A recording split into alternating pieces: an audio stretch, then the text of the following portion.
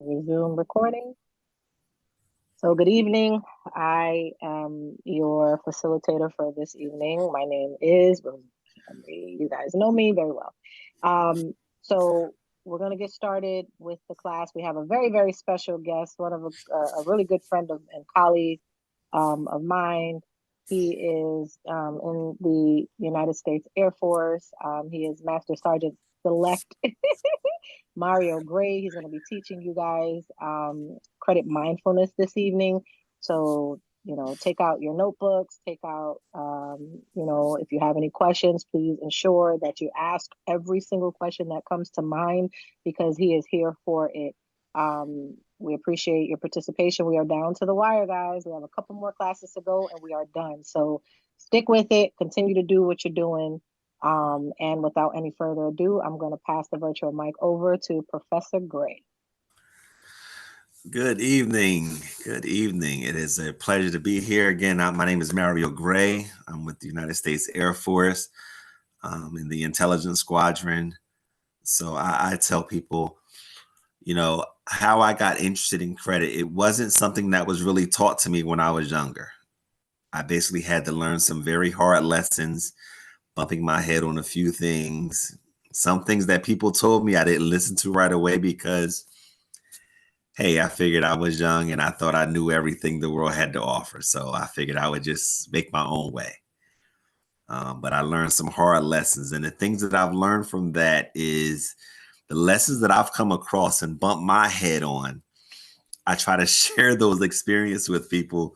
So maybe you don't have to bump your head as hard and you'll be armed with some knowledge to at least somewhat prepare you to guide you, be like, okay, I learned about these things right here. I have at least a base knowledge so I can move forward.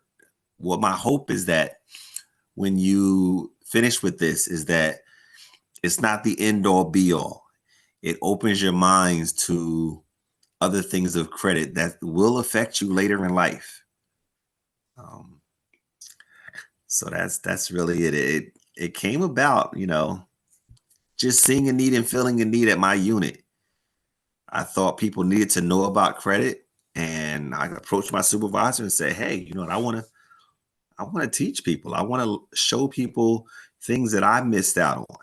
And my supervisor was like, "Have at it." And I've been running with it ever since. So let's come over here. Hold up. Before I just jump in, does anybody have any questions for me before I start in? Okay. All right. So I have a question, just really quickly, Professor Gray. So, of the scholars who are online, I know we're missing a couple, but of the scholars who are online, what are your expectations for this evening? And what do you look to walk away with?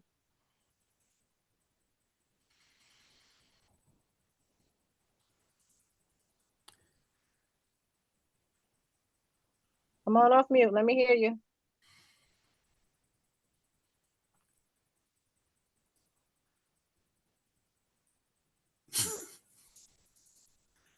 Anybody? What you looking to walk away with? Come on, ladies. Looks like we only got ladies online right now. Mm-hmm. Come on, Maggie, Brianna. What are you looking to walk away with? Anaya, it looks like you're talking, but I think you're on mute.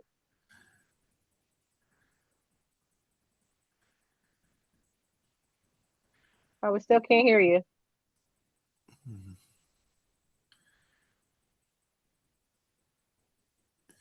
Oh, something's up with her mic. I can.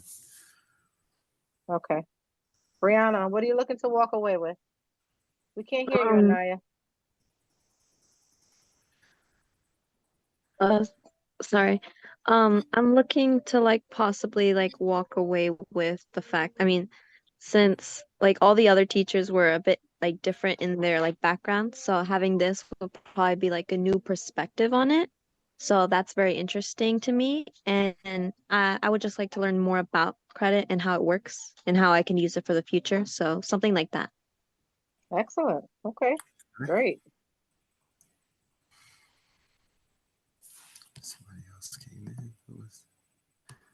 Yeah, it looks like Gian just joined us. Okay. Good evening, Gian. Hi, Mia. Can you put your cameras on?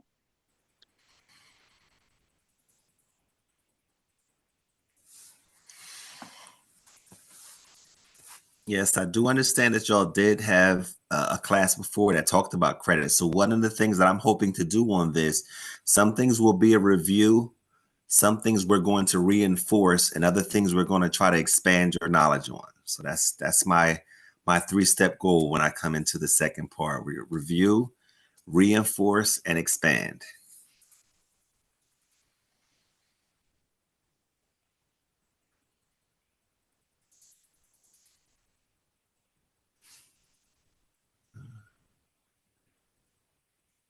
Anybody else wanted to express their expectations before I start sharing?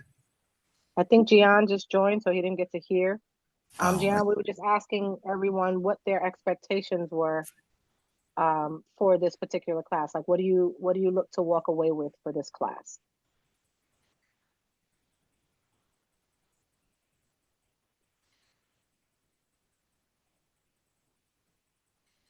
uh, looks like Maggie has her hand up too. Okay, go ahead, Maggie. How we could build credit and yeah, I think that's what we're gonna learn today. Like expand knowledge we're gonna learn from last class.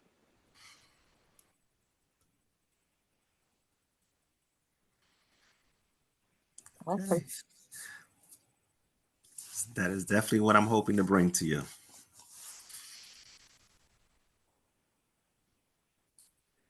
Did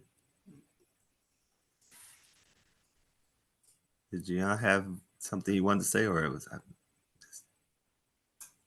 Oh yeah, I do. So my expectations for today is to know more about credit and how it works. Okay. All right. Okay. Well, that's definitely what I'm hoping to bring to you. Like I said, a review, reinforce, and expanding the knowledge. So I am going to share my screen here.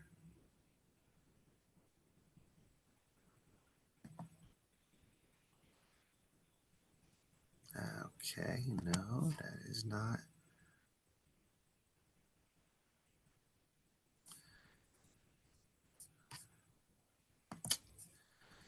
Okay. It did not let me share there for a second. Hold on. All right. Let's try here.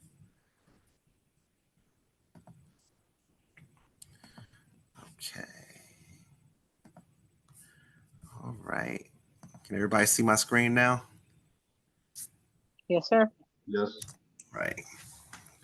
All right. Again, the title of this we're going to talk is credit mindfulness. And again, I want it to be very interactive. If you have some questions and things that come up, please let's talk about it. We will expand everybody's mind here. Get some thoughts flowing back and forth. It'll make the class go a whole lot better, and we'll learn more from each other. So again, an overview of what we're going to the credit basics, establishing and monitoring your credit, improving your credit. Talk about why it's important. Since this is, I like to throw in some business credit and things like that because it all flows from each other. Some savings plan example. I know y'all talked about some saving plans before, and with some budget strategies. And this is what I'm hoping you'll be able to do. Actually, these are your achievables. I'm sure you'll be able to do this. You probably already have a basic, you have touched on it again. So we're going to go into it some more. And before I go to the next slide, does anyone remember what the 3 credit bureaus are?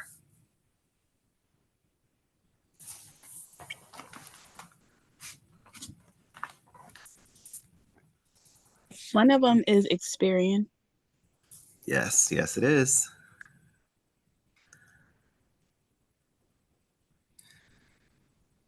Another one starts with an E as well. Brianna has her hand raised. Oh, Go ahead, Brianna. You can just come off mute. You guys don't have to raise your hand. Just come off mute. Sorry. TransUnion and Equifax or something?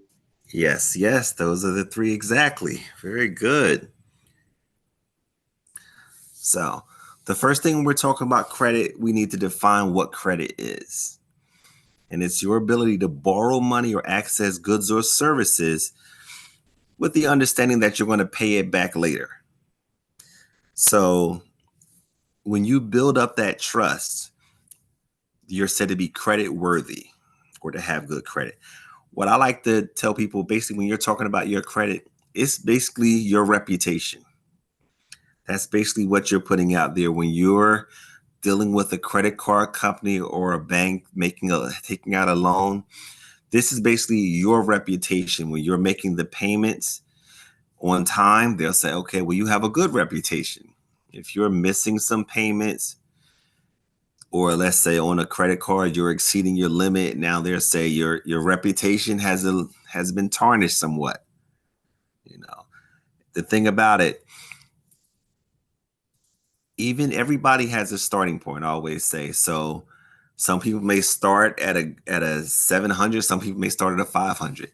There's always room that we can build upon, improve our knowledge. And when we improve our knowledge, that's what we're armed better for the future. So on how credit works, and there's the three agencies that we already listed. So we have the Experian, the TransUnion, and the Equifax. So the US looks at these and they build up these credit reports and they send them out to everybody uses them, So what we have is if you're going for a loan for a car, if you're taking out a personal loan. Now, where it becomes a little bit confusing is that there are so many different variables when they're making up this, because it's really just you. But when you're going to a bank for a car loan, your number may come up a little differently than if you're going for a house loan. There's a lot of different variables, but they should still come within the same range. So if you're sitting up with a 700 and you have some good credit, you should still be within a good credit range. It may vary depending on what you're going for by, let's say, 10, 15 points or something like that, depending on who's running it. But you should still have a basic knowledge. And the things we'll go over too is that this really shouldn't surprise you when you're going for a loan. You want to stay on top of your credit so that what they're going to look at, you already know what's in there.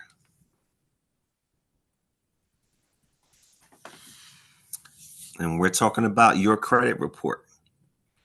These are the basic things that are going to be inside your credit report. When they're pulling your credit report to see your reputation, they're looking at your personal information, your credit history, the consumer statements, those credit inquiries when you've been asking people to extend you some of that good or services that you wanted to, that you were promising to pay back. Hopefully not number 6, the collection accounts. Those are things that, we couldn't pay off. And we wanted to write those off, or we had some very late accounts. Those are all going to play a part on that number that ranges between. And actually, before I give that away, does anybody remember what the credit score range is?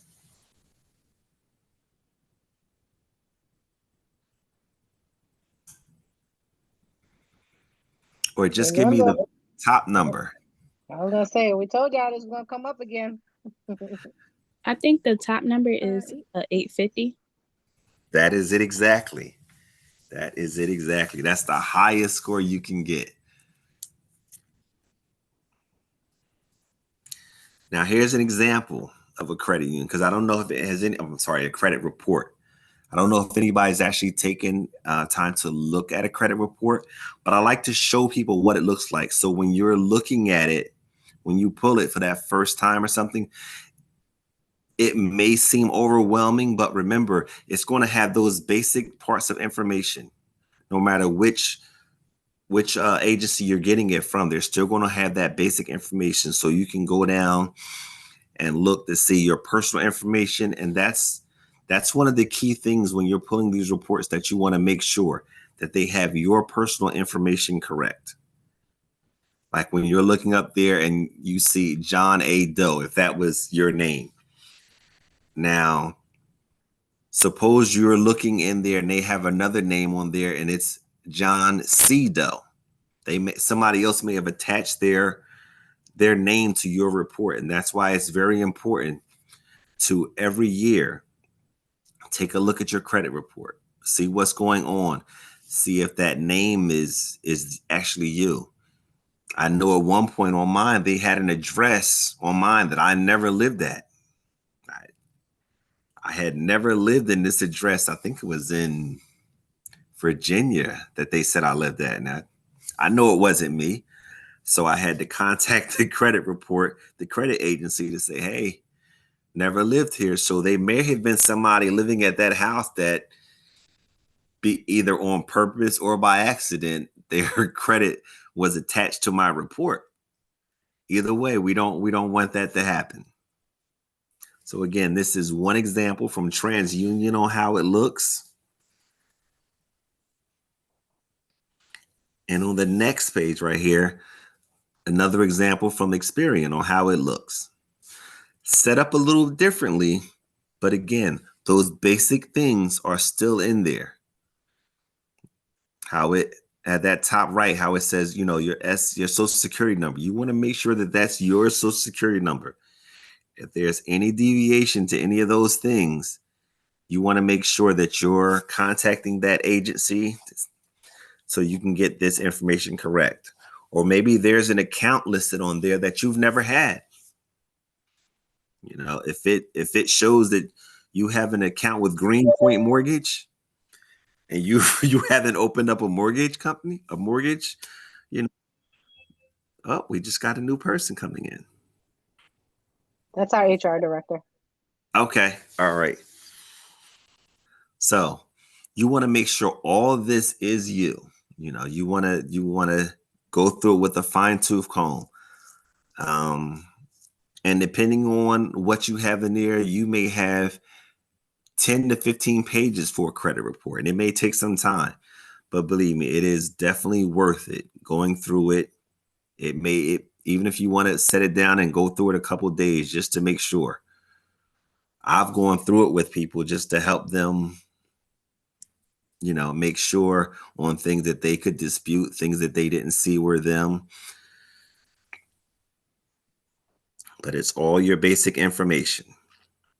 So at this point, what I want to do, I go to this interactive program from Wall Street Journals. And I'm going to pull this up. It's one of the things that I was taught, comes out so true in life, is that we can choose our actions, but we do not control our consequences. So if we choose on an action that we missed a payment here or two, the consequences of what that does to our credit score, somebody else is going to make that decision for us. So what I'm going to do is read this first part, is where we're using data calculations from Vantage 3.0, a scoring model which ranges from 300 to 850. So what we're going to do is, first, to start off, we're going to pick a score. And I'll need your help with this. So you see the ranges they're giving us. We can choose a 491, a 569, a 599, a 732, or an 826. Where would you like us to start at? 599. 599. Okay. For that one, it tells you that you opened your first credit card and financed your first car a few months ago. You've already charged up most of the limit on the card, but you still have a perfect record of on-time payments.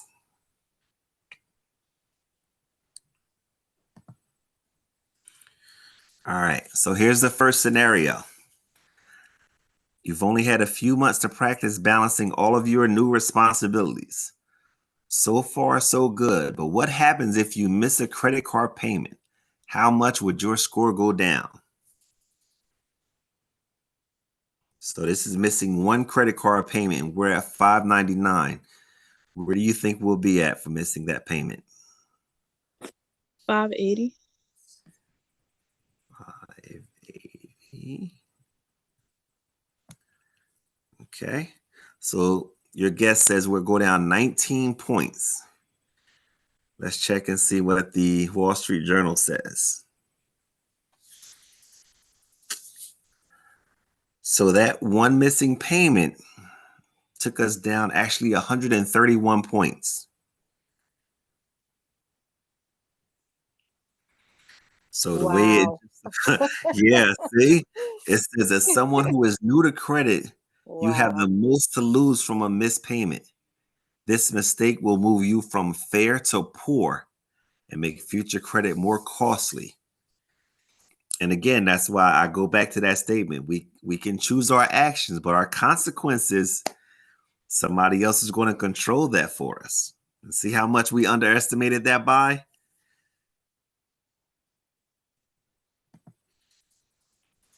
So scenario 2, it put us back at the 599, and you missed a payment for your car you recently financed. How badly will that hurt your score?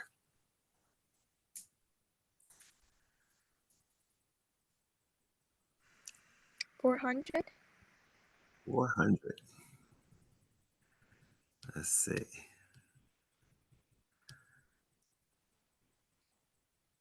Okay, that's 199 points on there.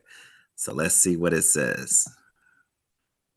So we actually overestimated that one. We went down to 482.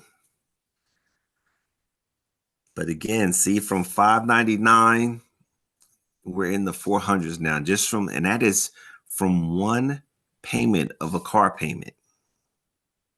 Now, Professor Gray, I have a question for you. Is this for all 3 credit bureaus, or how do they determine? Because the scores vary. So how do they determine? Yes. Yeah. So that is not. This is from a Vantage, and we'll actually talk about what Vantage is a little bit. But so it affects everyone, can vary slightly. So you may have one person who is one of your agencies reporting to Equifax, and on Equifax it may have went down to the 482. But on, let's say, TransUnion, if they're reporting to TransUnion as well, TransUnion may have varied because there are so many different calculations. When I tell you there are hundreds of calculations that these banks and creditors use, TransUnion may have gone to 450, or they may have gone to 500. So that's why it's so important to look at each one of your credit reports to see how it affects on each one. Looking at one of them, for the short term is okay. Looking at one or two to keep you abreast of what's happening. But every year, when we talk about it later on getting those annual credit reports, you'll want to see every year what's in each of those. You don't want to be surprised. I had a friend of mine who was surprised, even though I warned her when she was going to buy her house. Let's look at this now. She waited until she was in the closing stages of buying the house. What actually happened, it was something on her credit report that she said wasn't her. And the bank at that point said that she had to pay this fee because this negative was showing up on there. So because of her not looking in advance and taking care of that in a timely fashion, when she went to do it at the time for the house, that cost her almost $2,000 to pay that. And so the onus becomes on us to make sure that we're taking part of that. But no, going back to that, it can vary from each of those credit reports. We have to stay on top of them.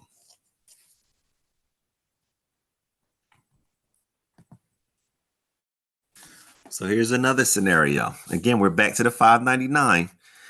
The credit card you recently opened has been charged off and sent to collections. And before I go, charged off basically meant that you couldn't afford to make the payments. Either you filed bankruptcy or you wrote them and told them, I can't afford to pay you anything. You haven't been making payments. They're just kind of dismissing the loan.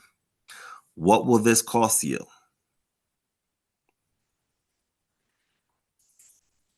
They'll probably bring you down to 450. 450.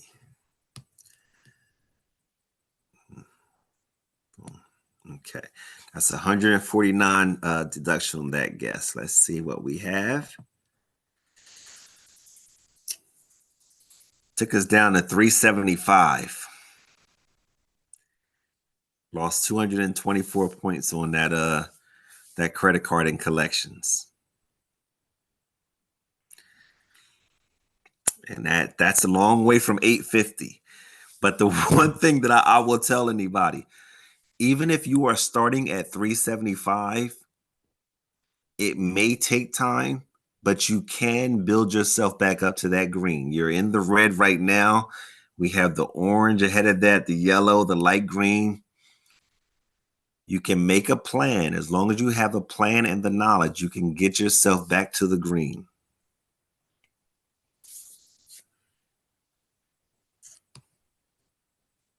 Any questions on that?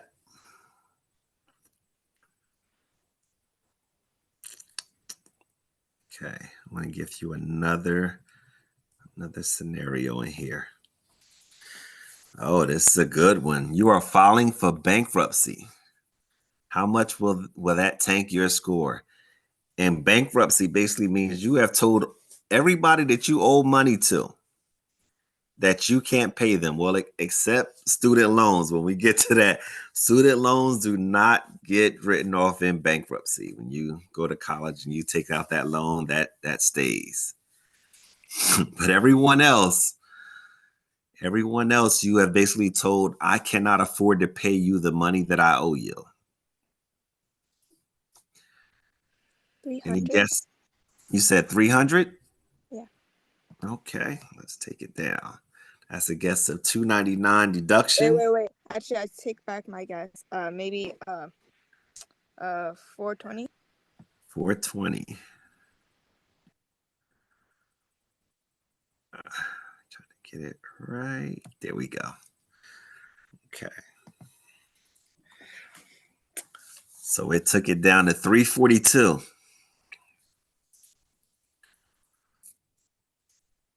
So again, that's bankruptcy is a very extreme thing. It's not something that you want to take lightly in your adult life. You want to make sure that you discuss it with a financial advisor, someone who has a lot of knowledge and experience on this to make sure that you are making the best decision, because that bankruptcy stays on your credit report for 7 years.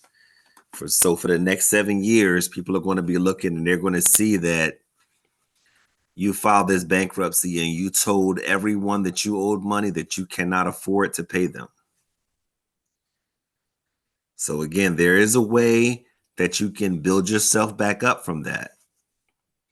But it takes a while. It takes a while. Even without the bankruptcy, if you're starting at the 300, it takes some time and effort. And with a bankruptcy, it just makes the road a little bit tougher, but again, not impossible. In credit, I will tell there are no impossibles. If you're starting, this year and you're at 342, and some people say, man, I'll never get to 750. Yes, you can.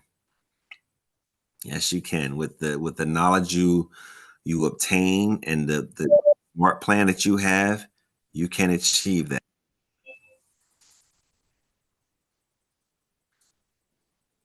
Did somebody else come in, or because I can't see the screen on that? Yes. I had to rejoin. Yeah, Maggie was having some connection issues. Oh, okay. All right. Does anybody have any questions on these scenarios?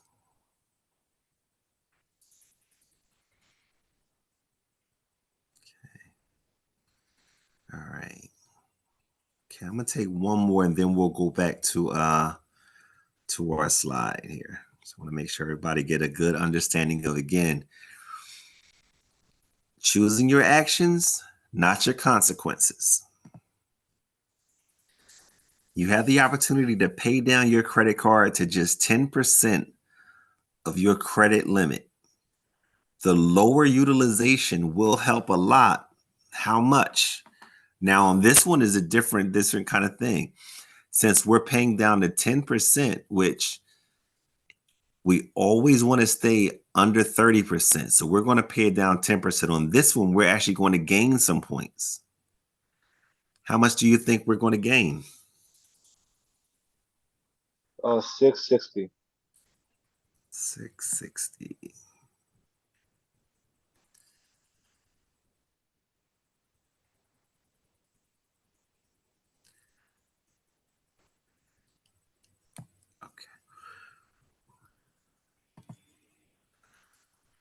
Okay. So on this one, we actually went up to 695. Now, when we get into it later, we'll see that utilization, that's a key point in improving our credit score.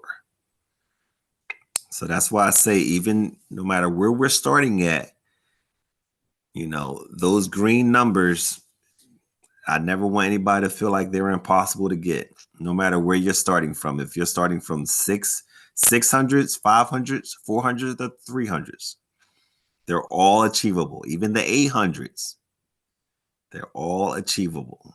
They may be tough. It may feel like sometimes you're trying to ice skate uphill, but trust me, you can get there. You just have to have a good, solid plan.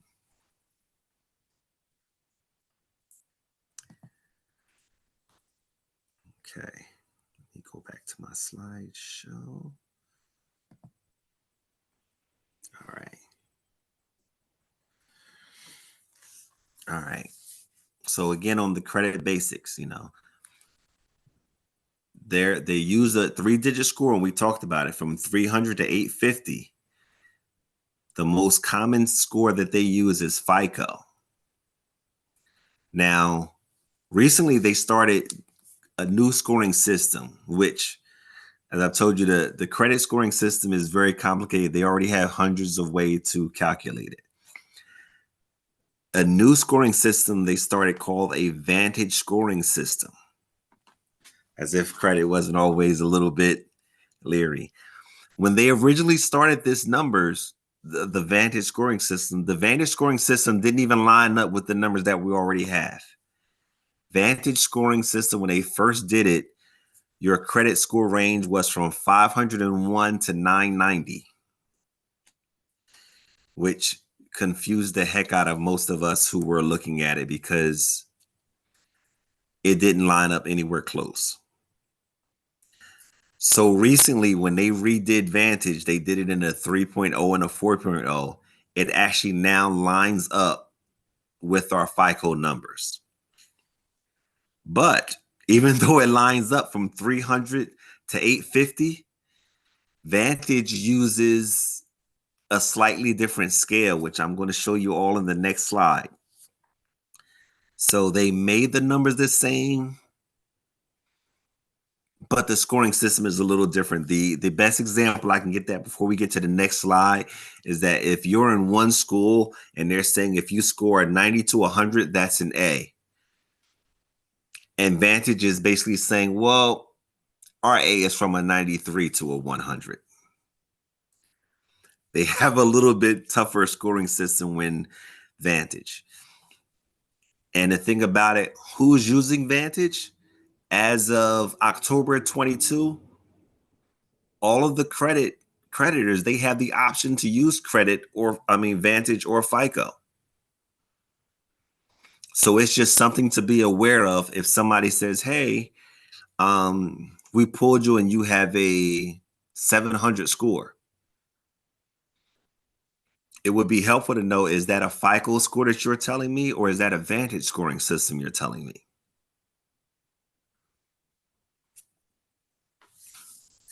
And then on the hard credit inquiry versus soft credit inquiry. Now, basically a credit inquiry is somebody looking into your credit report to see what your score is. The soft credit inquiry is when you do it yourself, which has no effect on your score. So you can inquire through different means, whether you're filing with the credit agencies to file it, or you're looking because of something you already have, whether it's the banking institution that you belong to, credit union, or maybe it's a credit card you already have and they have somewhere that you can pull these. These are soft credit inquiries, no effect on your score. Now, when you're allowing somebody else to do it and you want to apply for a loan from someone, you want a new credit card from someone, those are hard credit inquiries. And one of them may not have a bad effect, but you have numerous credit inquiries, and especially in a short period of time, they look at that as you're looking to spend a lot of money, and it makes the creditors a little bit leery. The new rule too, also since 9/11 happened, even when you open up a bank account, if you're opening up a savings account at a bank, a checking account at a bank, they're going to do a hard credit inquiry to make sure you are who you say you are.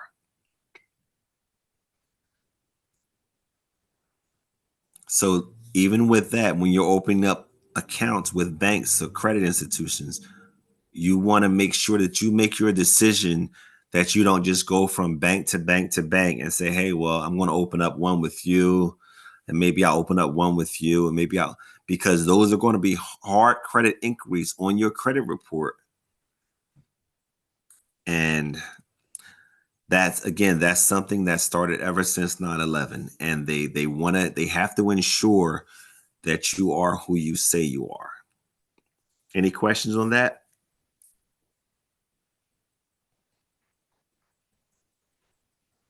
Okay. I want to get to this next one. Next one's where we're going to show how the Vantage versus the FICO scores that we were talking about previously.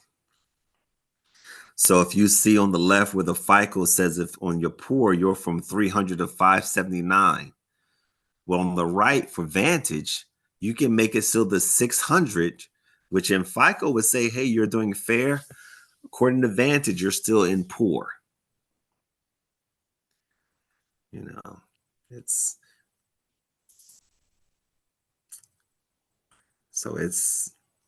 just slightly a little different. So you'll see but the excellent, it's strange because they have a wider range for the excellent. For FICO, you need to get 800 to get the excellent. Once you get the 780 on Vantage, they consider you an excellent.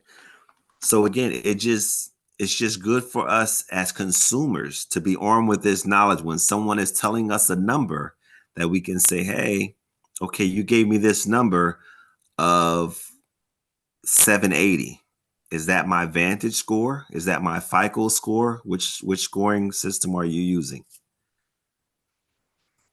And at the top, these are the things that go into your credit score. What's going to play a part? Because when I was younger, and people say, "Oh, well, how do I get a good credit history?" And they just said, "Oh, just pay your bills."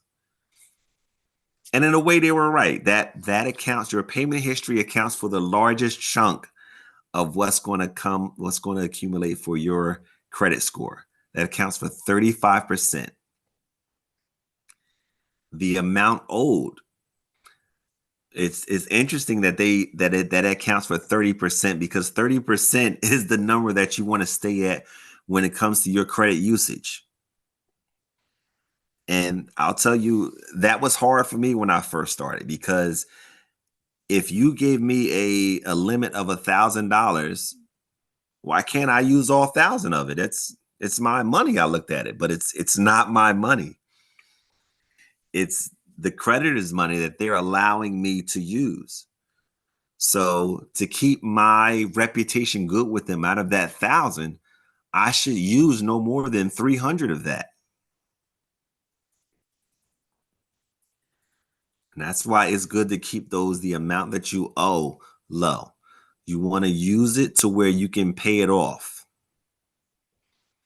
It's the interesting thing about credit is that you want to use it to build your credit history up, but you really only want to use it if you can afford to pay it off. It's almost like a double-edged sword there. Your length of credit history, that accounts for the next highest thing, 15%. One of the things that I tell people, because people have approached me about canceling a credit card that they no longer, or something that they no longer really use. And that can come into play when they're discussing your credit history, the length of it. Because what they do is they'll take an average of your credit history. So if you've had a credit card, let's say for 10 years, and this other one you've had for 2 years. So they'll take the two and say, well, your average credit history length is now 6 years between the two. So you've got 6 years of history. But you look at it and be like, the 10-year one, I really don't use. I'm going to cancel it. So now your average credit history had dropped down from 6 years to 2 years, and you're pretty much a new person. So that can come into effect. Oh. The other ones are small, the credit mix, and we'll get into the types of accounts, revolving credits, and things like that. Any questions on those credit basic things?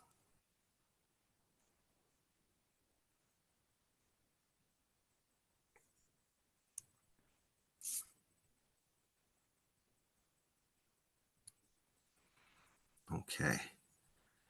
I wanted to give you all another example of that because which one was I at?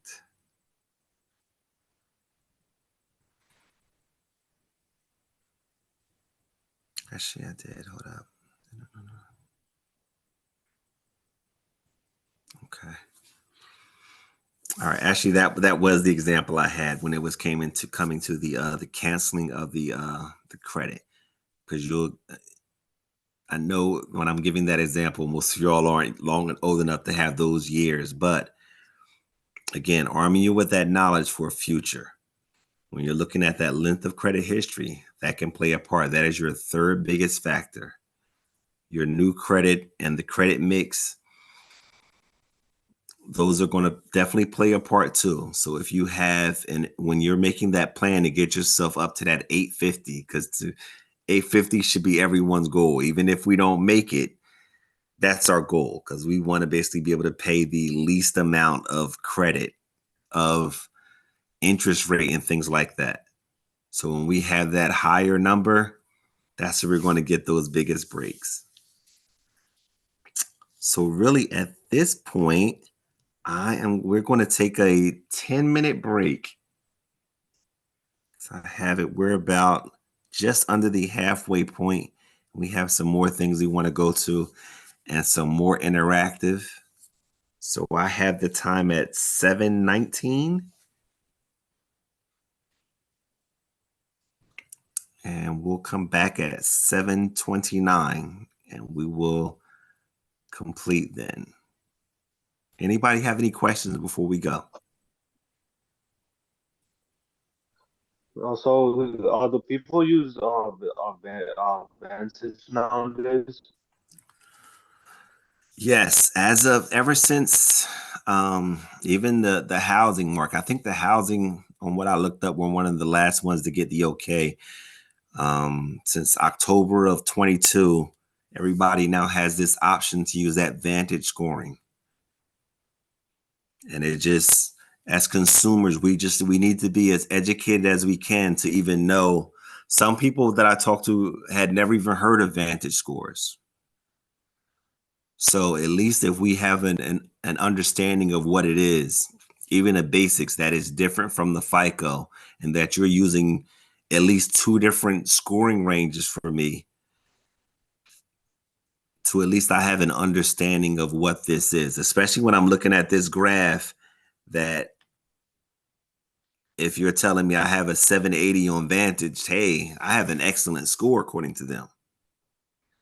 But if I have a 780 on my FICO, I'm in the very good range. Or if you're telling me, I have a 600 score, and on FICO, I'm fair, but on Vantage, I'm poor.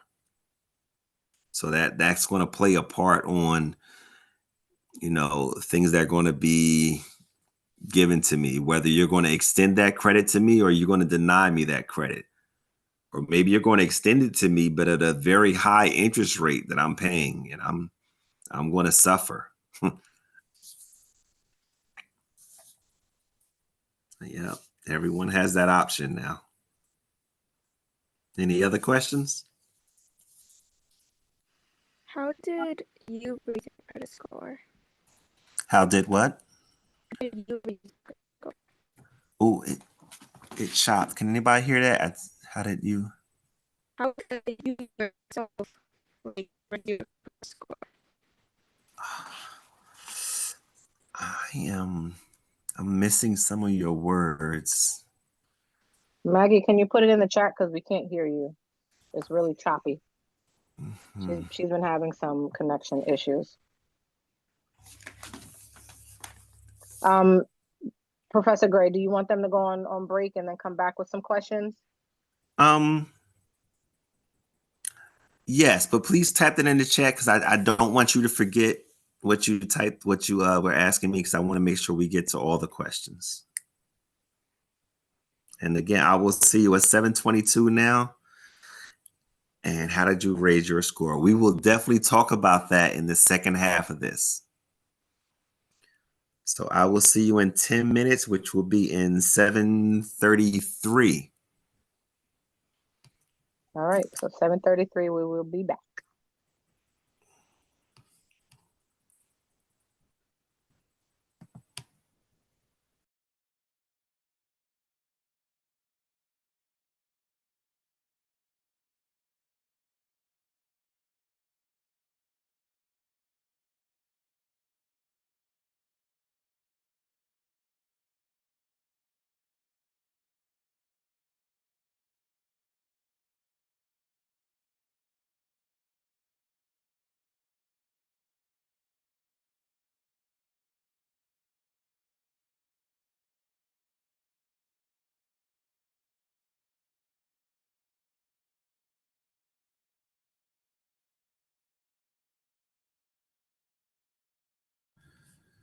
Okay, is everyone back? Oh, we still got a couple more people.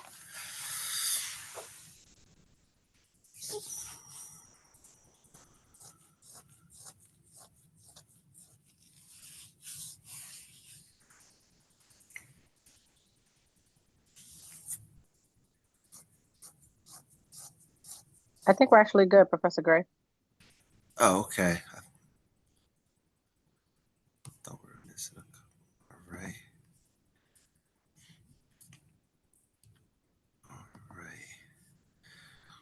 All right. So to your question that was in the chat, go back and make sure. And it was how did I raise my credit score? And so it's going to be a couple of things that we're going to talk about in there, but it was a combination of things. It was a combination. First thing, to make your plan, you have to know what's in your credit report.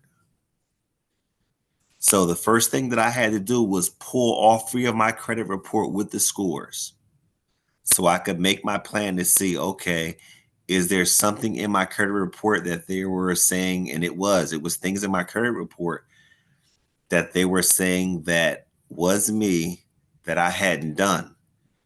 Like, it was one of my creditors had stated that according to their records, I did not repay them a loan. The interesting part on that same credit report, because I had taken out the loan through their office, and it showed on my credit report that I paid the loan in full on the same credit report. So that was one of the things that I had to file disputes on and things like that. And I had to make sure that my usage was below that 30%. So between the disputes that I did, having a credit mix where I took out a couple personal loans, put them on automatic payments to where they were paid off in about a year and a half time. I put them on automatic payments so that I made sure I was never late. Even if life got busy and I forgot something, they were automatically going to come out of my credit, my checking account.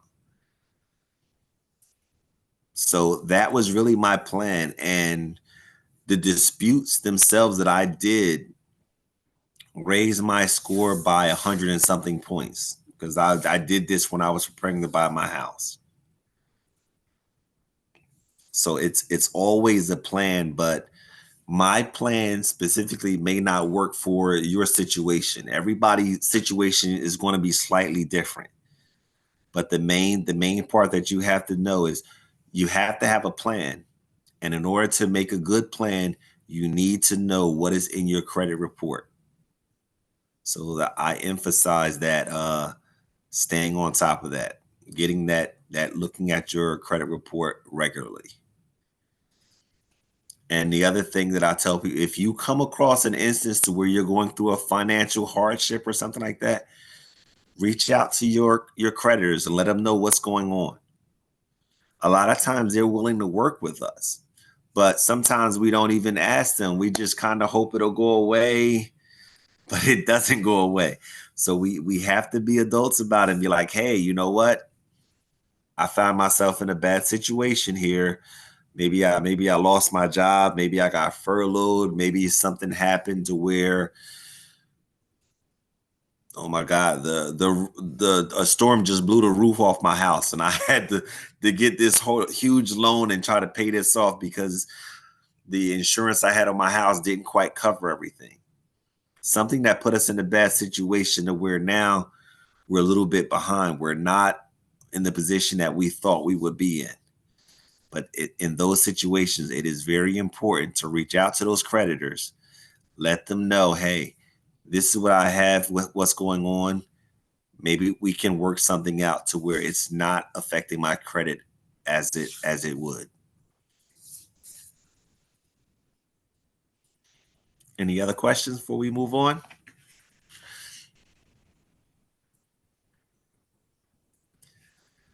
All right. All right. So I am going to share my screen, and we are going to start with the second half. Boom.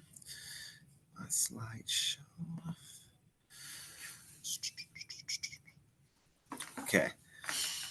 And this right here, we're going to get into the different types of credit. Remember, that was that last part we were talking about, the 10%. So you have your revolving credit, installment loans, charge cards, service companies. Charge cards don't really use too much anymore. Store cards normally have something specifically done by Visa or something like that. But a revolving credit, most likely like a credit card. You know, you make your minimum amount each month, keeps going. Installment loan could be a personal loan for you needed to borrow $5,000 and you're paying that over a set of time. But these are the different things that are going to go up to you. It's almost like if you're cooking, it's like making a stew. Or a cake. You've got all these different ingredients in there to make you a perfect cake. You know, you can't make a perfect cake and you say, well, I'm just going to use flour. We're going to need some flour, some sugar. We're going to need a whole bunch of things in here to make this cake, that type of cake that you're looking for. So that's what you're trying to get, that great mix to make you a great credit cake.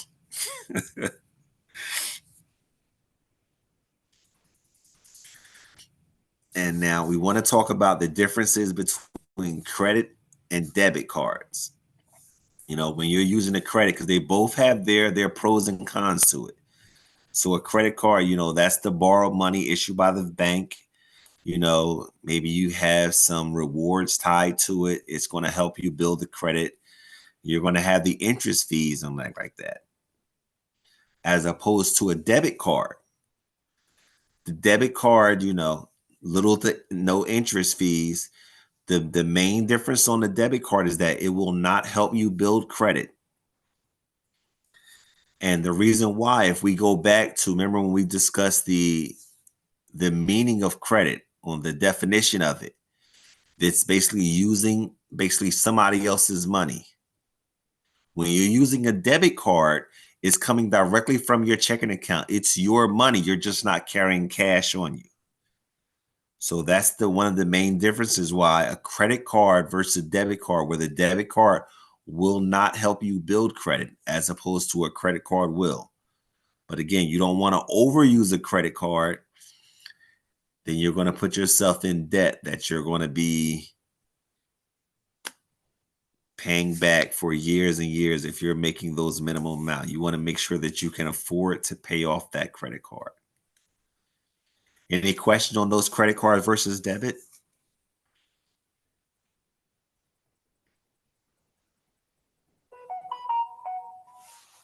Sorry, got this up. Okay. Right. And this is the big one right here, because people talking about, you know, why is credit important? Well, who's really going to be looking at this? So, and when you want to find out who's going to be looking at it, pretty much everyone is looking at it. So if you plan on borrowing any money, making any type of purchases, even places you're looking at living, you know, your landlords, if you're renting, your landlord's going to be looking at it. Your insurance company, PSC&G, prospective employers. Where I'm at with the military, that was part of my investigation. Was they had copies of my report, my credit report there. And it was interesting because that was one of the things they brought to light, where I had to file that dispute, to where we're in the middle of an investigation, and they were asking me, had I been late on a payment for, I think they said like 2 or 3 months. And I told them, no, I'm good. I haven't been late like that. So we go further in the investigation, and they asked me the same question, I think, just phrase it a slightly different way. So it sounded familiar, but I answered, no, I have not. I've not done that. The third time they asked me the credit, you know, now it's ringing a bell, because I'm like, hey, I know you asked me this already. And when I said no that third time, that's when they pulled out my credit report and was like, hey, because we have this right here. And I was like, whoa. I said, well, that's actually incorrect on my credit report. So it was something that I needed to go back and file a different dispute on, because here this was possibly affecting my prospective employer. And again, they're using it, you know. So that's why, again, we have to make sure that we are proactive when it comes to our credit reports, that we're looking at it. So when those prospective employers, those landlords, insurance companies, anybody is looking at it, that we already have a good idea of what's already in it.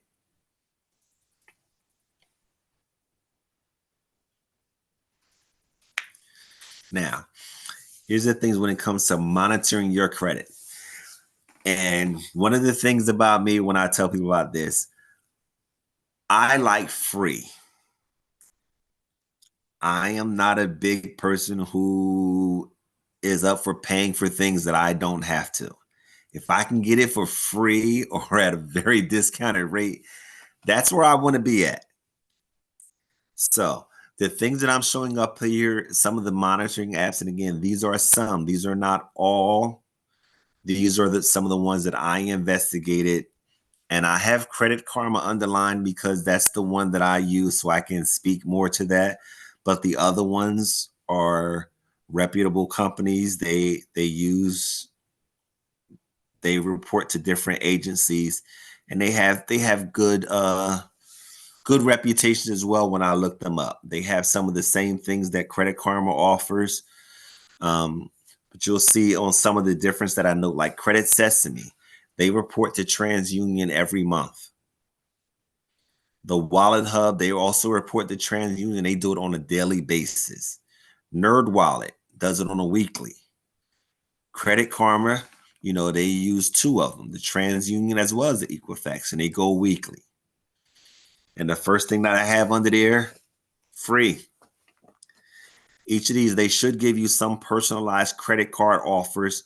So when they're monitoring your credit through one of these apps, they already know what your score is looking like.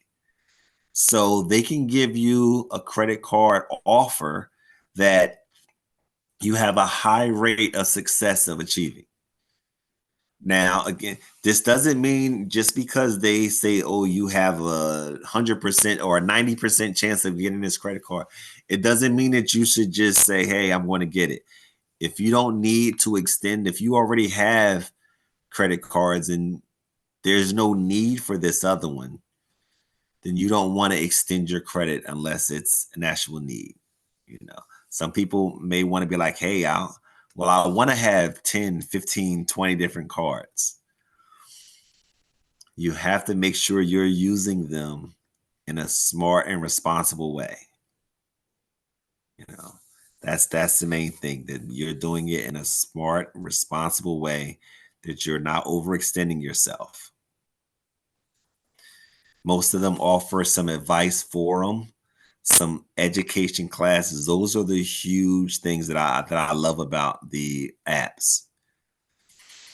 Because again, we're doing a class here with you, and it's not the end all be all. There's some other education things out there to which you can expand that knowledge. So if you're signed up with Wallet Hub or Credit Karma, if you sign onto that app, there'll be something in there that may pique your interest about, some other things, just expanding your knowledge about your credit, things that you can do to improve your credit, things you can do to just be a more educated credit consumer, because that is definitely our goal. Any questions on these apps, on these monitoring apps?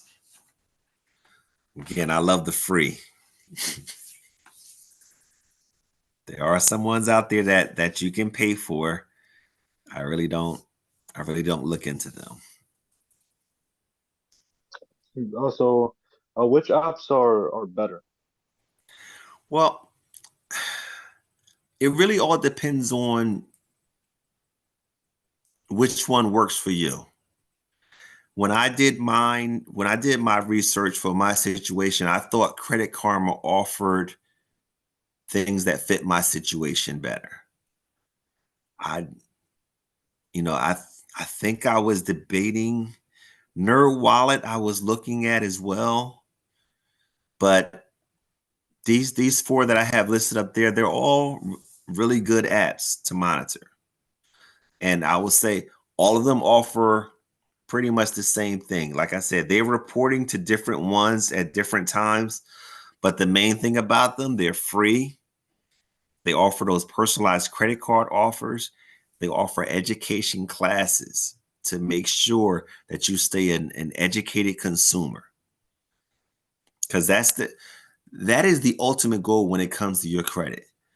What you don't want is to be able for you to walk into somebody's office and they can tell you anything, and without you having some base knowledge, you just have to go on what they're telling you in that office. But again, if you can lean back on some of the things that you've learned, and somebody, whether it was here, whether it was on one of the app's classes, and they start talking to you about a Vantage score, and you can go back to your memories. Hey, well, yeah, I remember taking a class on that. And what'd you say my Vantage score was? Because, that's different than my FICO. So which one are we using on here? Or are you using my FICO, which says I have, you know, a great score, or using my Vantage? That one says I have an excellent score. You know, you want to be an educated consumer because that puts the power in your hands. But I can't really say, like I said, one is better than the other. It's which one is going to fit your situation.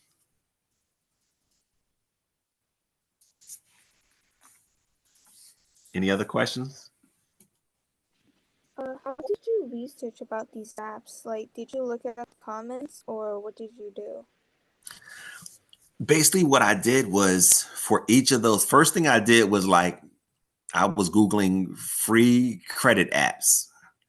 And the ones that would come up, then I would go into each of their, I would check their reviews and see how the people who are actually using them, see how they feel about the app. And one of the things that I like to do is when somebody puts a comment on, I like to see if the company responds back, because then that's telling me a little bit about your credit service, your customer service. I mean, are you responding to your customers' concerns? Because if somebody's posting a concern up there and it's been posted up there for 3 months and nobody has said anything about it, I would like to see, it doesn't turn me completely off, but I would like to see the company respond. So I would look at each one of those, and then after that, I would do a Google, like Credit Sesame versus Wallet Hub. What's the differences? Or Credit Sesame versus Nerd Wallet. And I just went through it and, found the ones that were just like, okay, this is what I'm looking for. The first thing I'm going to look for in each of them, are you free? Again, I don't like to pay money that I don't have to. I haven't achieved that Jay-Z, Taylor Swift status there where I can just spend money like that. I can, so I need to be careful with it.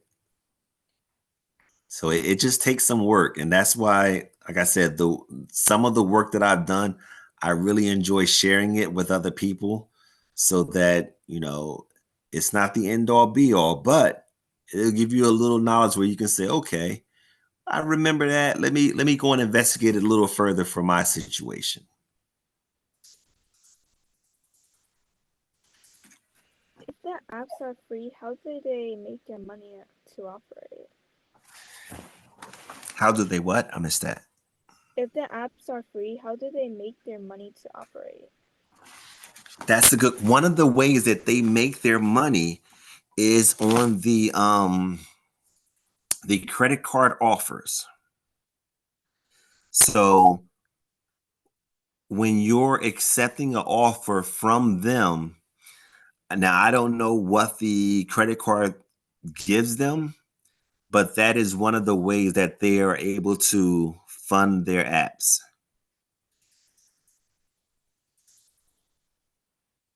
Yeah. Other than that, I'm not sure what else. Like I said, the class and things like that are free. I do believe in this one. I'm not 100% certain on, but they do have some advertisements on there. So if they are very popular with people, and if I know that, let's say 1,000 people a week are using Wallet Hub when they're signing on. So I know if I'm trying to advertise something, I may want to get on Wallet Hub's site, because now 1,000 people a week are going to be looking at my product that I'm trying to offer. That's a great question. Yeah.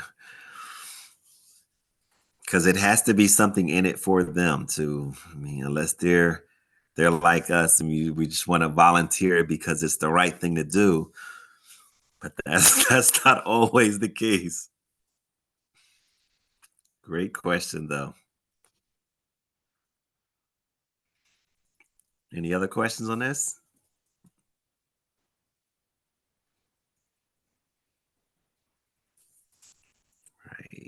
Go down. Again, when we talked about the monitoring your credit, that free credit report every month, annualcreditreport.com. You can go down and you can get them. You can pull up all of your credit reports every year. I usually try to do mine in the spring. It's a little reminder I do for myself. It's around my birthday time. So then I was like, all right, springtime, let's pull the credit report. Now, that's not the only time you can get a free credit report. If you were to apply for a credit report and they deny you credit, you have 60 days where you can get a copy of your credit report.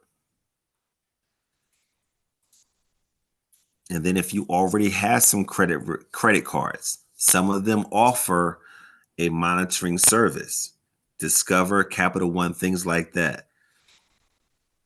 You know, even with the credit unions, if you're a part of a credit union, I mean, and if any of your parents are in, both of these I listed are military ones, but if you have a parent that's in the military, you can get an account in there, and all of a sudden now you have somebody who will offer some free monitoring of your service, of your credit. Again, this is I'd like to say is my common theme. I like to get things from what I already have. I don't want to pay extra for it unless it's absolutely necessary. Now, on the free annual credit reports you get, they'll give you the reports, but they won't give you the scores. So if you want the reports with the scores from that service, that part is a fee.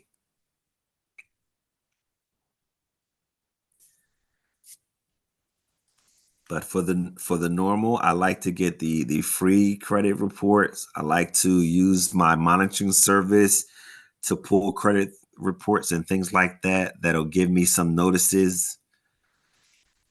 And I like to use the Equifax in there too, because if you use Equifax and you just want to lock your credit report, basically what that means is that no one can investigate your credit report at that point until you unlock it.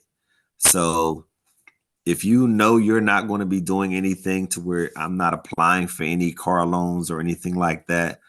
So if somebody went to pull your credit because they're trying to say, oh, well, we were pulling Mr. Gray's credit for this car loan. Well, Mr. Gray has locked his credit report. Sorry. And then they would contact me to say, hey, such and such tried to, get a credit report from you. Were you aware of this? And then that will be up to me to say yes or no. That way, again, it gives you that control of who you will let have access to your credit.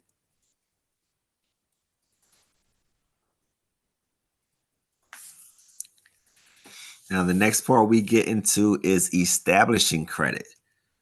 So if you're new with credit, or maybe you're trying to build yourself back up, you have the secure credit card loans, and you have those apps, the Credit Karma, the Credit Sesame. Again, they're going to offer you, because when you're set up with those type of apps, they already know what your situation is. You don't have to. They don't need to sugarcoat it for you. If you're at a 400, they know you're at a 400. So they're probably going to offer you some things that's going to help you build your credit.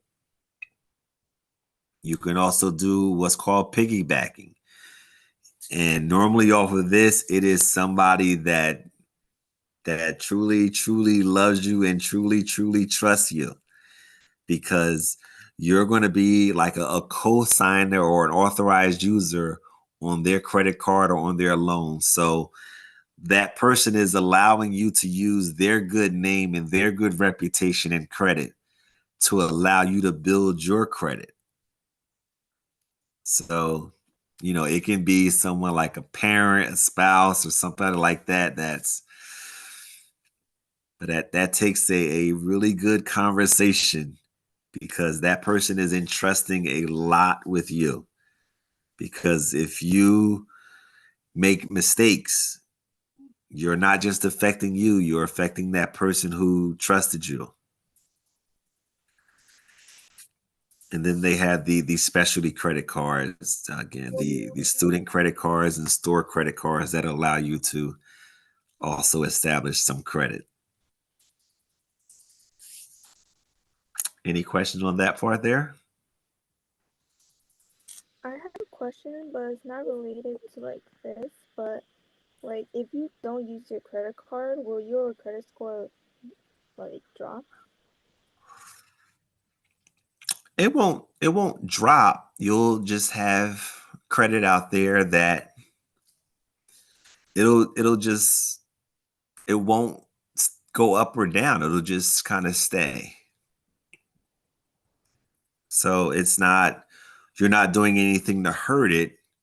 You're just not doing anything to help it as well. Okay.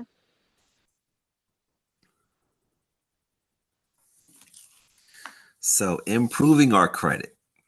Again, so if we run into that situation of where, man, we've made some mistakes, we've made some poor decision, whatever, the one thing, all is not lost. That's why I put that thing up there. Good credit is just ahead. There is a way to make that plan. And again, the first thing when I talked about it before, to make that plan, you need to know what's in your credit report. So we're going to need to look at all three of those credit reports, the Equifax, the TransUnion, the Experian. I need to know what's in there so that I can make a good plan. You know, we're going to keep all of our usage under the 30%, because that 30% is a key number. Remember, not only does it account for 30% of your credit score, but they want that usage under the 30%. So again, if going with that easy math, if we have a credit card that gave us $1,000 limit, we want to keep that under 300. Now, there are some credit repair companies out there that advertise. And what I tell everybody is do your research, be wary of those. They're normally charging a fee, and you'll want to investigate, make sure that they are good, reputable companies. Again, I like the free way. The free way when it comes to improving your credit, you know, it takes a plan. It may take you a year. It may take you 2 years. It may take you 7 years. But it's not a quick fix. It's like, to me, it's like if somebody's trying to lose weight, you know, you can go down and say, okay, well, I can give you that and a quick operation and you'll lose 50 pounds, and that comes with these risks and things like that. Or, you know, if you set out and you make that good plan, you know, you pull those credit reports, you keep your bills current, you keep them under that 30% usage, you're paying more than the minimum, you contacted your creditors to let them know if there was an issue and things like that. You know, that's going to be a good long-standing plan where you're going to improve your credit, and you will see it. Again, it may take a little while, but you will see it because you're going to stay on top of your credit reports. You're going to have your monitoring app that's going to tell you what's happening with the score. So they'll give you an alert and tell you, hey, you know, from 3 months ago, you've improved your points on, let's say, on TransUnion by this many points. You know, you also have the online disputes. The disputes, if you see something in your credit that's incorrect, you definitely want to dispute it. Now, the credit agencies, they make it pretty easy for you. Equifax, TransUnion, you can go online and you can click a little button that'll says, you know, for disputes, and you can do everything right on the computer. It's the easy way to keep track of it. The good thing about that is when you file a dispute, they have 30 days to respond. So if you see something on there that this company said, well, you didn't pay and you're sure you have your documentation. No, I paid this. You submit your dispute online. They have 30 days to respond. If they don't respond on there, by law, they have to remove that from your credit report. So either if they see it and they realize that they made the mistake, they can pull it off, or if they don't respond to you in those after 30 days, they have to remove it from your credit report. But again, that's on us to make sure that we're monitoring everything that's in there. Now, on the old school way, instead of filing it online, if you say, well, I really like to do the United States Postal Service and I want to mail it in, there's a way you can do that as well. You'll need to write a dispute letter, and you'll have to have your identifying information, your full name, your date of birth, your address, social security number. You're going to attach any documentation that you have, and you're going to explain that inaccuracy that they have listed on there. And you can mail that in. These will be where you send letters of disputes for the 3 ones: Experian, Equifax, and TransUnion. This is for information, but again, the easier and simpler way is if you're on a computer and you can go right to the Experian website, go right to the Equifax website or TransUnion, wherever you saw that discrepancy. Because remember, everybody doesn't report to every agency. So if you have this one credit card and when you pulled up all 3 of the reports, well, they're only on TransUnion. That's where the dispute was. So that's where I want to file my dispute. If I looked and I saw it was on all 3, well, I'm going to file a dispute with all 3 because I want only accurate information on my credit report. But these are the addresses if you wanted to send it this way. But it is so much easier to do it if online. I think they may even track it for you. I'm not for sure, and I have to go back and check.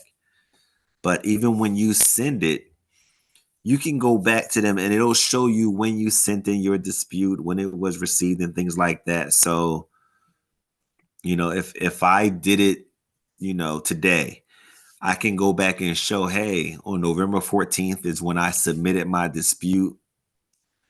But if I go ahead and I send it in with the regular mail, I can put a tracking on it, but it's going to be a lot harder to track on when that company actually received it. When did they open up that letter to start looking at my dispute? So I would still highly suggest doing it the online way, but there is the option of sending in the letters. Any question on those disputes or anything that we've discussed so far?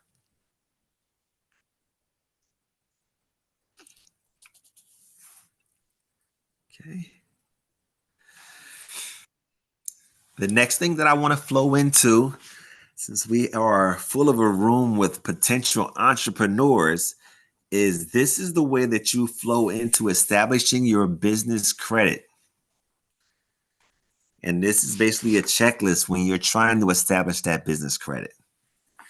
Your business name, your federal employment identification number, your business address and email, your bank account for your business account, and your DUNS number. Now, the main difference between your federal EIN number, that employment identification number, and your DUNS number, the federal EIN number, that's used for tax purposes only. That's issued by the federal government. The DUNS number is basically what's another way to identify your company for that company's credit reports, and that's issued by Dun & Bradstreet. That's what they call it. It's a DUNS number. But it's 2 separate numbers there. These are These are based, like I said, a checklist when you're establishing your business. Bank accounts for your business. One of the things, if you're opening up a bank account for your business, you want to investigate that bank to see if they're offering things that will be good for your business. Giving you an example, if you're looking at property, you're trying to get into the business of renting out property, maybe rehabbing some property, and one of the banks that you're looking at, they deal with a lot of foreclosed property, and they have those lists of properties that you can get at a good deal. So that may be a bank that you want to consider because this falls right in line with your potential business. So if they have foreclosed properties and you're looking at where this property, hey, I can flip that over, I can get somebody to come in and fix that up and have that rented out, or I can resell it. Again, this may be a bank that you want to consider. Same thing with your credit cards. What kind of bonuses or things like that is this credit card offering for your business credit? At times, people are looking at us to see if they want to do business with us. Well, as an entrepreneur, as the business owner, this is your chance to see, hey, well, why should I do business with you? Tell me what's good about your service that exceeds the next one that I may consider. That's a good opportunity to turn those tables on there again. But again, if you're doing something in your business name, remember when you first start out, your business really doesn't have any credit. So what do you think they're going to look at when you're first trying to do something for your business?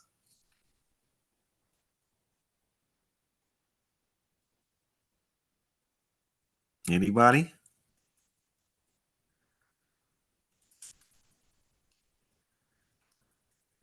Won't Your they like credit score? Yes, they're going to look at your credit score because your business doesn't have anything yet. You're trying to establish it. So that's why even when you're you're trying to establish your business, it's very important to take care of your personal as well, because that's going to play a part. Eventually, once your business establishes its credit, it can be its own separate entity, and it can take off on its own. But when we first start off, they're looking at us. Very good. Any questions on that part right there? We're getting close to the end of our. Okay. And I know y'all talked about a savings fund and things like that. This is what I like to give as just an example, because having the emergency fund is so important. These are just a couple ways that you can use to build up your emergency fund. And the first one is a money challenge, I call it, to where you're doing $1 a week. Well, you increase it $1 a week. So in week 1, it's $1 that you're putting in. Week 2, you increase it, so you're putting in $2.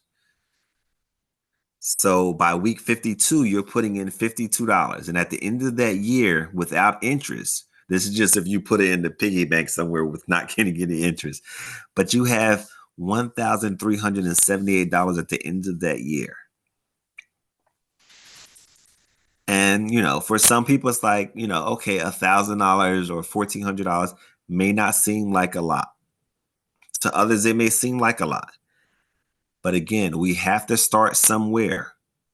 So even whether it's the $1 a week, if you wanted to do the $2 a week challenge, that's doubling it up. So instead of the $1,378, you've got almost $2,800 saved. Some people do different ways. A change container.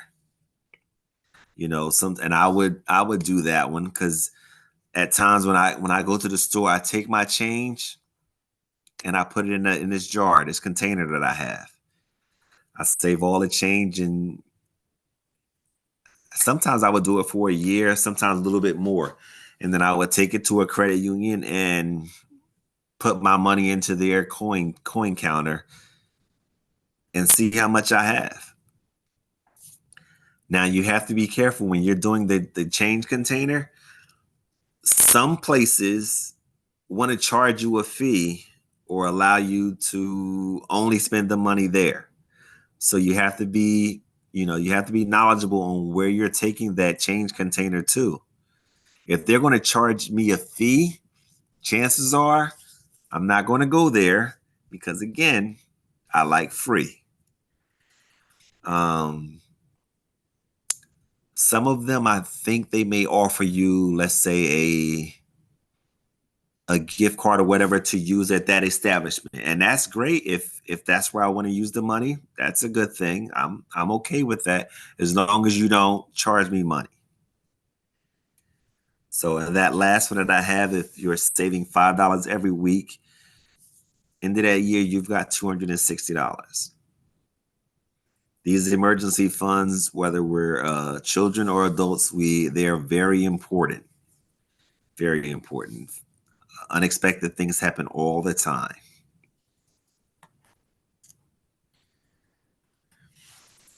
And the last part that I have here is on some budgeting strategies.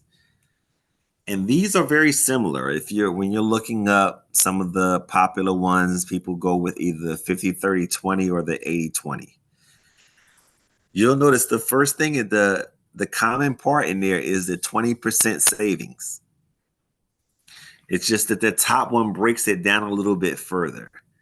80% spending, 20% savings, and they emphasize on the 80-20 that you pay yourself first. So your net, after all of your taxes come out, that's when they're saying that you've taken out your 20%. So again, I like to go with the easy numbers. So if after your tax and things like that, you've got $1,000, put your $200 savings away first. And then you'll spend your 80% on your needs, your wants, and things like that. But they emphasize that you're putting your savings away first. And some of these, like I said, it all depends on your situation. These are just some universal ways that people try to use. But again, you have to find the situation that suits you best. Any questions on these? We are at the end. Well, actually, before we finish that, I still want to take any questions because I want to go over one more interactive game that we play.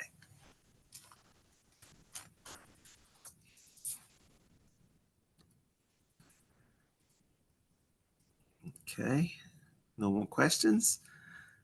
This interactive I call is Shady Sam. So what it does, it takes it from the opposite. Now, it's basically, this is a loan shark agency. Put in the name of Joe. So what you're trying to do is you are in fact the person making the loan. And what you're trying to do is you're going to offer something to the person where it's least beneficial for the person and more beneficial for your company so that your company earns the most amount of money. And again, this is to make you that educated consumer. So we have mail. It says, welcome to your first day of work at Shady Sam's. Your job is to make as much money as possible off the backs of hardworking Americans. How? By issuing loans that make us a hefty profit. Customers will come in with requests. You get 3 loans to choose from. Offer the one that will make the most money.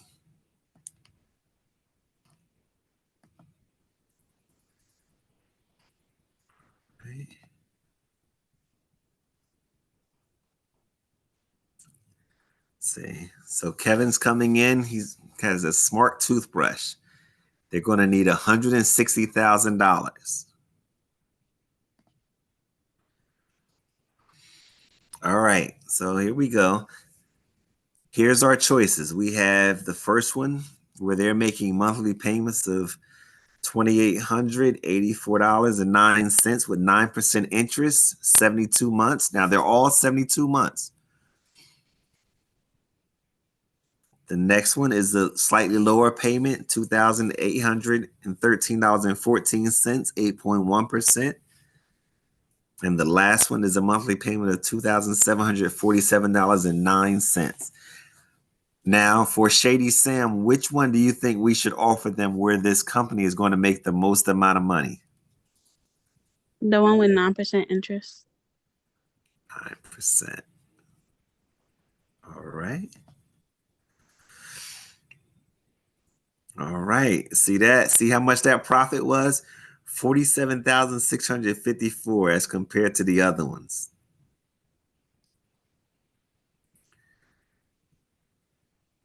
So again, you made the excellent choice. So that's making you the educated consumer. So if you're on the other side, if you're on the Kevin side and you're seeing these options, it gives you an idea that, hey, I want to pay that least amount of interest, because that interest rate was the key thing.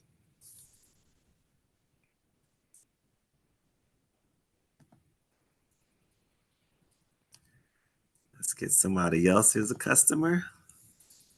Martha.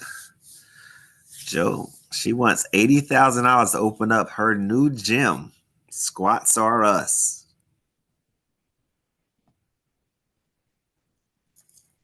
All right. So this one now, the loan time length is different. We have 120 months, 168 months, 144 months. They're all 8% interest. Which one do you think we should offer Martha to make our company the most amount of money? The 168 months. 168 months? All right, let's see. Look at that. You guys are on point. Look at that. See how much more profit that one made the company? That made almost $51,000. Now, if Martha had chosen the other ones, she wouldn't pay as much interest.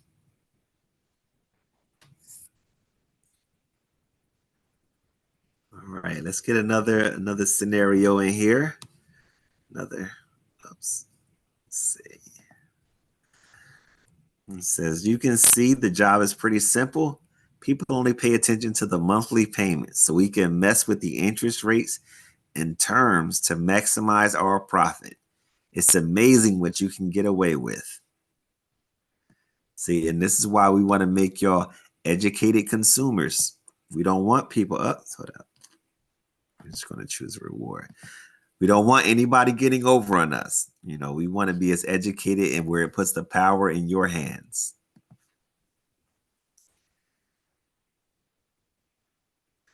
Let's see.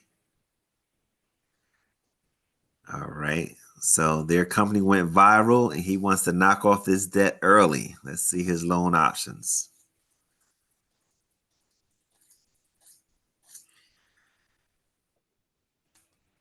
So which one do you think should be our response to Kevin?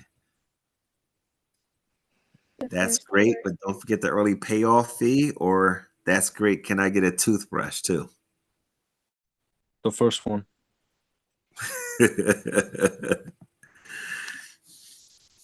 There you go. Look at that. And that's the thing we have to be cautious of too.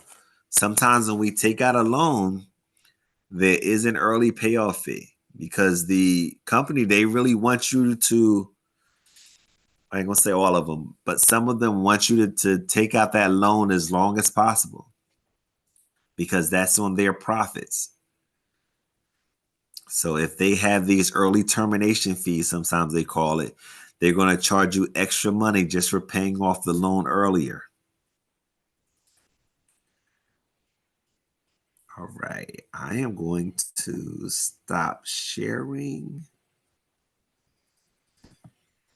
Do we have any questions?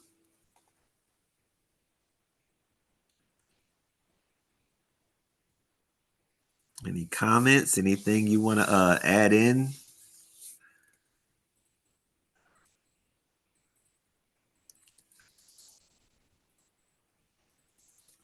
Okay. It has been a pleasure with you. And again, I hope you continue with your credit knowledge. I really want you to just, each of you, become an educated consumer so that when you walk into somebody's establishment or you're the entrepreneur of your own company, you're going to be armed with knowledge so that somebody just can't say anything to you.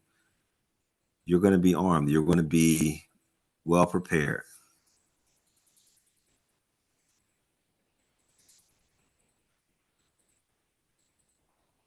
All right.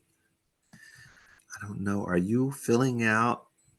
Ah, yes, there it is. Don't forget the course evaluations. It's in the chat. Yes, excellent, Professor Gray. Thank you so much, as usual. Amazing class. Um, and we appreciate, all the effort that you put into this. This is, a great segue from the fundamentals financial management session to this session. So I hope that everyone on the line got what they were looking for from the class tonight. Do you all have any questions or anything else that you all would like to maybe ask or communicate? I have a question. One of the slides was talking about student credit cards and Mm-hmm. how that can build like credit of some sort. I was wondering if you could elaborate more on that and explain how it might connect to us as we're also students. Yeah, sometimes even on those like the monitoring apps, they know your situation. So let's suppose when you go to college, there may be a cards that are specifically designed just for students. So it may have a lower interest rate or things like that, but it's designed for student situation. Sometimes they may even offer to where you're going to get additional points for using it on campus. They may have different little quirks and things like that, but they'll usually do them in the colleges and things like that to where it's geared towards you.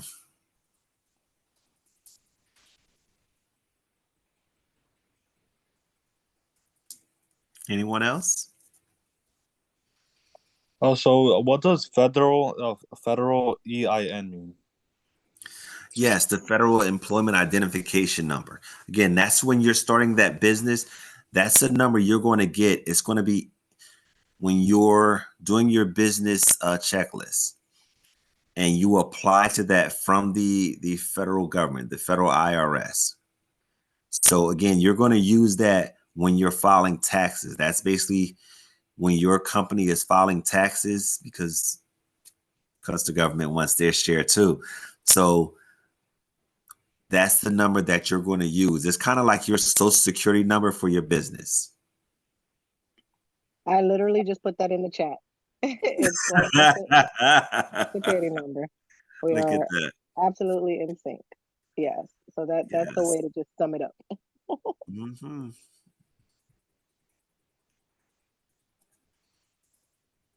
Anyone else? Great questions, guys. Great questions. Yeah, Professor Gray, I just wanted to say this is really great class. I think one of the things I'd like to say just to the scholars that is very, very important.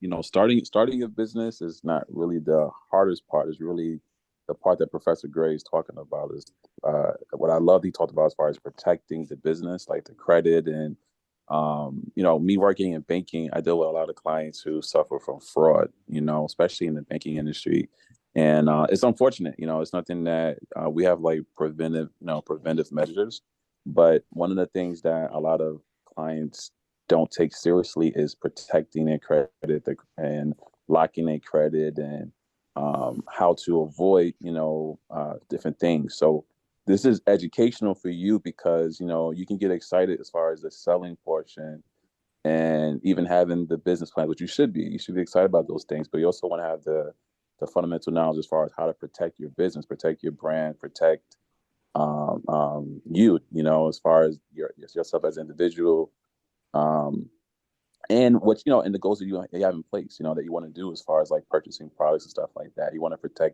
protect yourself. So definitely take this take this seriously, and I would say even like look back at this video, maybe some things you probably didn't know, do some studying yourself, and you'd be surprised, what you'll learn and how it will help you in the future. Yes, so true. So very true.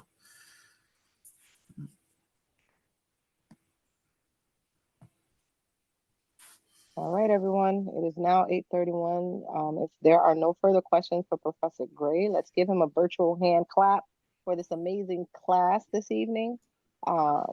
Hopefully, again, you guys learned something from it. I believe that this is vital information for you all.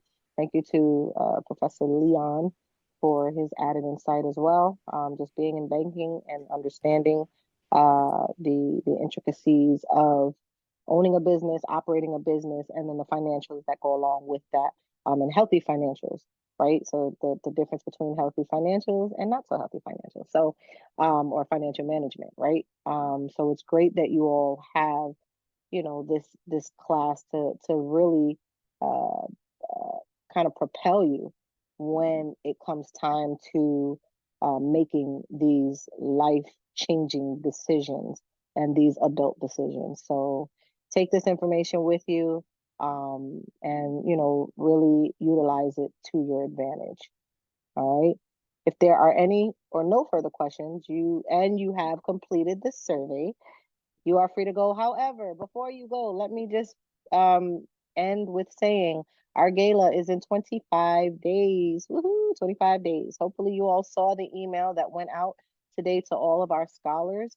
You all are being honored on that evening. And so it is important that we get your RSVPs in. I believe Maggie or Brianna, you guys may have already RSVP'd. If I believe I saw an RSVP come through for you guys, but we want all of our scholars to be in attendance. If you have any issues with transportation or anything, we don't want any of that to be a hindrance to you participating in this amazing, phenomenal year-end gala. And so we want to make sure that everyone has the opportunity to participate and really to be honored, for a job well done. Okay, you guys stuck it out for this second series, and it's a lot more intense, but you guys are really doing phenomenal work. So thank you for that. We are at the final stretch. We have about 2 more official classes, or 3 rather, 3 more classes, and the end of course, and the next week is the graduation. I'm sorry, the 5th, I believe, is I'll confirm with Professor JR, but I believe the 4th or the 5th, as long as it lies on a Tuesday or a Thursday, that's the virtual graduation. So you guys will have a virtual graduation first, and then we'll have the in-person graduation for all of the scholars for the entire year. So that's the spring series, the summer series, and the fall series. You guys will get to meet all of your peers from all of the other series, as well as individuals or scholars from other cohorts throughout the years. They'll be there, and then you'll also get to meet those who went on our 12-day, our 9 scholars who got to go on our 12-day internship to Negril, Jamaica. So exciting things happening. We got a lot of exciting things going on for you all specifically. So we want you in the building. Make sure you tell your parents. Make sure you tell your family. Let them know it's time to RSVP. RSVP closes on the 5th of December. So we want to make sure we pack the place out, and you guys have to have your seats. So go on and RSVP and let me know as soon as possible if you have any issues, any questions, any concerns, so that we can assist you with that. All right. And that's all I have. If anybody has any questions for me, I'll stay behind and you guys can ask. Anaya, I know you had a couple of questions But if anyone else has any questions concerning the gala, you can certainly stay behind and I can address that as well. Anyone else can you're free to go. And thank you so much for your time. Have a great evening. And thank you again, Professor Gray. We hope to see you in the building on the 9th of December. Oh, I will be there. I will be there. Awesome. Awesome. Thank you. All right. Have a great evening, everyone. Good night, everyone. Good night. Hi, Miss Anaya. Hi. Hi. Can you see me? I can see you and I can hear you. So I would just want to follow up about the Rutgers thing because you definitely told me to email you. Yes, absolutely. I'm not sure what exactly. I know that we talked about it last week briefly, about your aspirations to register or to rather enroll for the fall, I'm assuming, right, of next year, 2024. Yeah. Are you a senior now?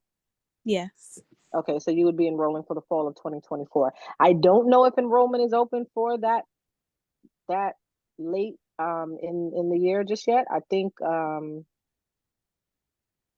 sorry, I'm just got a message. I think I don't think that opens up until like sometime after the new year. I know the spring semester is about to open. I don't even think that the spring semester is open yet.